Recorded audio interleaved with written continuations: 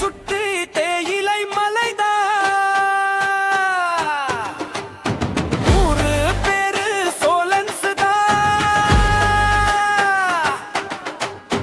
ஊரை சுற்றி தேயிலை மலைதான். நம்ம ஊரே பார்த்துக்க புள்ள எப்போதும் செல்வாக்கு தான். நான்கு பக்கமும் உள்ளத்தை மையக்கும் கோவில் தானே. வள்ளி மோவை கிழமையில உறங்கும் சாம்பிராணி வாசம் தானே.